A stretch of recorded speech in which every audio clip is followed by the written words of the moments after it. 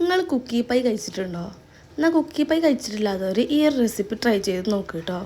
ഇത് ഭയങ്കര ടേസ്റ്റുമാണ്, നല്ല സിമ്പിളായിട്ട് ഉണ്ടാക്കാൻ പറ്റാവുന്നതേ ഉള്ളൂ.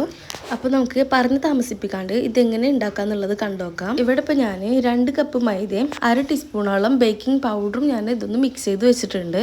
ഇനി ഒരു ബൗളെടുത്തിട്ട് 100 ഗ്രാം ബട്ടർ ചേർത്ത് കൊടുക്കുന്നുണ്ട്. ഈ ബട്ടറിലോട്ട് 1/4 കപ്പോളം ബ്രൗൺ ഷുഗറാണ് ചേർത്ത് കൊടുക്കുന്നത്. ഇനിയിപ്പോൾ ബ്രൗൺ ഷുഗർ ഇല്ലാന്നുണ്ടെങ്കിൽ സാധാ പഞ്ചസാര എടുത്താലും മതി.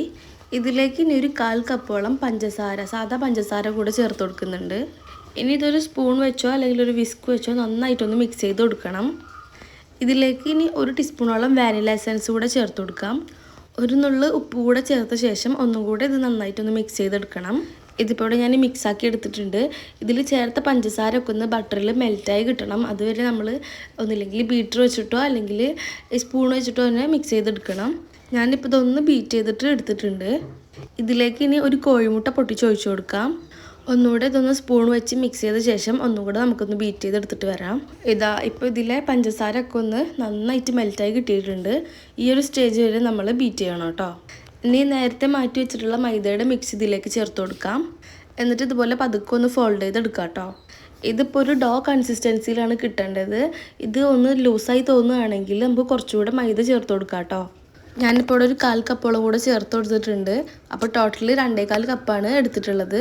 ഈ ഒരു രീതിയിൽ വേണം നമ്മൾ ഡോ കിട്ടാൻ. ഇതിലേക്ക് ഒരു 1/4 കപ്പോളം ചോക്ലേറ്റ് ചിപ്സ് ചേർത്ത് കൊടുക്കുന്നുണ്ട്. ഇതിനങ്ങനെ പ്രത്യേകിച്ച് മെഷർമെൻ്റ് ഒന്നുമില്ല, നിങ്ങൾക്ക് ഇഷ്ടമുള്ള അത്രയും ചേർത്ത് കൊടുക്കാം. ഇതും നന്നായിട്ടൊന്ന് മിക്സ് ചെയ്തെടുക്കാം. അപ്പോൾ കുക്കി പൈയുടെ ഡോ ഇവിടെ പെർഫെക്റ്റ് ആയിട്ട് തന്നെ കിട്ടിയിട്ടുണ്ട്. ഇനി ഇതൊരു കേക്ക് ടിന്നിലേക്ക് പകുതി പോർഷൻ എടുത്തിട്ട് സെറ്റ് ചെയ്ത് വെക്കാം. ഇതിപ്പോൾ വീഡിയോയിൽ കാണിക്കുന്നത് പോലെ ഫുള്ളായിട്ടൊന്ന് നിരത്തി പരത്തി ഇങ്ങനെ വെച്ച് കൊടുക്കണം. ഇനി ഇതിൻ്റെ ഉള്ളിലായിട്ട് കുറച്ച് ചോക്ലേറ്റിൻ്റെ പീസസാണ് വെച്ച് കൊടുക്കുന്നത്. ഇത് ചോക്ലേറ്റ് തന്നെ വെച്ച് കൊടുക്കണമെന്നില്ല, നിങ്ങളുടെ കയ്യിൽ ഏതെങ്കിലും സ്പ്രെഡോ അല്ലെങ്കിൽ ന്യൂട്ടലൊക്കെ ഉണ്ടെങ്കിൽ അതും അതിൻ്റെ ഉള്ളിൽ ഒഴിച്ചു കൊടുക്കാവുന്നതേ ഉള്ളൂ. ഇനി ബാക്കിയുള്ള ഡോ കൂടെ ഇതിൻ്റെ മുകളിൽ വെച്ച് കൊടുത്തിട്ട് നേരത്തെ ചെയ്തതുപോലെ ഒന്ന് പരത്തിയിട്ട് ഫുള്ളായിട്ടൊന്ന് ചെയ്തെടുക്കാം. ഇതുപോലെ ഡോക്ക് ഒന്ന് ഫുള്ള് കവർ ചെയ്ത് സെറ്റാക്കി വെച്ചിട്ടുണ്ട്. ഇതിലിപ്പോൾ ഈ ഒരു കേക്ക് ടീൻ തന്നെ എടുക്കണമെന്നൊന്നുമില്ല, നിങ്ങളുടെ കയ്യിൽ ഏതെങ്കിലും വേറെ പാത്രം ഉണ്ടെങ്കിൽ അതെടുത്താലും മതി കേട്ടോ.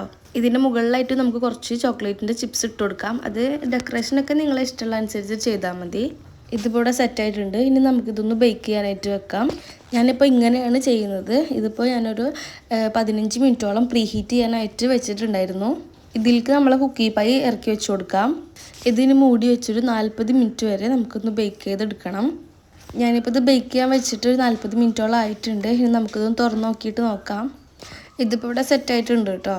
ഇതിപ്പോൾ നമ്മൾ ഗ്യാസ് സ്റ്റോപ്പിൽ വെക്കുന്നതുകൊണ്ട് തന്നെ ഒരു 40-45 മിനിറ്റോളം എന്തായാലും വേണ്ടി വരും ബേക്ക് ആവാൻ. അപ്പോൾ ഇത്രയേ ഉള്ളൂ കേട്ടോ. ഓവൺ ഇല്ലാതെ തന്നെ നമ്മൾ നല്ല പെർഫെക്റ്റ് ആയിട്ട് തന്നെ കുക്കി പൈ ചെയ്തെടുത്തിട്ടുണ്ട്. ഇനി ഇതൊന്ന് ഞാൻ കട്ട് ചെയ്ത് കാണിച്ചു തരാം. ഇതിപ്പോൾ കാണുമ്പോൾ തന്നെ മനസ്സിലാവുണ്ടാവും ഇത് എത്രത്തോളം പെർഫെക്റ്റ് ആയിട്ട് തന്നെ കിട്ടിയിട്ടുണ്ട് എന്നുള്ളത്.